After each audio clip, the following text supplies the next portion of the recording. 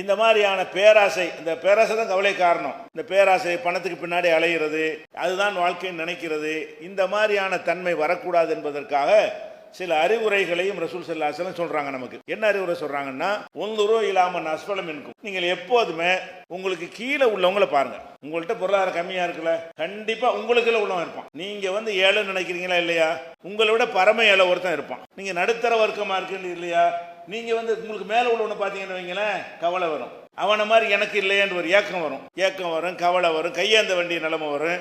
அது நினைச்சு இடிஞ்சு போய் உட்கார வேண்டிய நிலைமை வரும். நம்ம என்ன செய்யறோம், ஒரு பங்களா ஒன்று பக்கத்தில் இருக்குது, அதுக்கு பக்கத்தில் ஒரு குடிசை இருக்குது, நம்ம ஓட்டு வீட்டில் இருக்கிறோமா, நம்ம குடிசையை பார்க்க வேண்டியதானே, இதோட நம்ம நல்லா இருக்குமே. பார்க்கறதுன்னா என்ன அர்த்தம், கம்பேர் பண்ணி பாருங்கன்னு அர்த்தம். பார்க்கிறது என்று சொன்னால் நம்ம கீழே உள்ளவர்களை கம்பேர் பண்ணி பார்த்தோம்னு சொன்னா, இவங்களை விட அல்லாஹ் நம்ம நல்லா வச்சிருக்கிறான். நீங்க அவனோட கம்பேர் பண்ணீங்கன்னா, அவனோட என்ன அல்ல கீழே வச்சுட்டான்னு நினைப்பீங்க.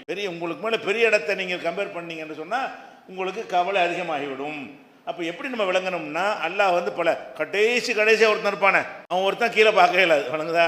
யாரா இருந்தா அவனுக்கு இல்லை ஒருத்தன் 1 லட்ச ரூபா வச்சுக்கிறான், 90,000 ரூபா உள்ளவன் கீழே தான், அவனுக்கு இல்லை 80,000 வச்சுக்கிறவன், அதுக்குள்ள ஒரு 10,000 வச்சுக்கிறவன், அதுக்குள்ள ஒண்ணுமே இல்லை, சல்லிக்காசு இல்லாம எவனாச்சிருப்பான்ல, அப்படிப்பட்டவன் தான் கீழே உள்ளதை பார்க்க இயலாது. அது விட்டுருங்க, சின்ன நம்பர்ல வர்றது. அதிகமான பேர் நீங்க எடுத்துக்கொண்டீர்களே, ஆனால் கண்டிப்பா நீங்க தேடி பார்த்தா நீங்க இங்க இருக்கிற மக்கள்ல உள்ளவர்கள்ல உங்களை விட கீழே உள்ளவர் இருப்பார்கள். நீங்களே கீழே உள்ளவராக உங்களை நினைத்து இருந்தாலும் கண்டிப்பாக சமுதாயத்தில் உங்களை விட பொருளாதாரத்தில், வசதியில, வாய்ப்புல ரொம்ப கீழ்நிலை உள்ளவங்க இருப்பாங்க. அப்ப அவனை விட அல்லாஹ் நம்மளை மேலதானே வச்சிருக்கிறான் என்று நம்ம நினைத்து கொண்டோமே ஆனால் மன திருப்தி வந்துடும், மன நிறைவு வந்துடும். மன நிறைவு வந்து விட்டது என்றால் கவலை வராது. சரி, அல்லாஹ் நம்மளை நல்லா தான் வச்சிருக்கிறான், நம்ம அவனை போய் பார்க்கணும், இவனோட நல்லா தானே இருக்கிறோம் அப்படின்னு நினைத்தோமே ஆனால் நம்முடைய கவலை போய்விடும். அந்த கவலை போவதற்கு இது ஒரு மருந்து.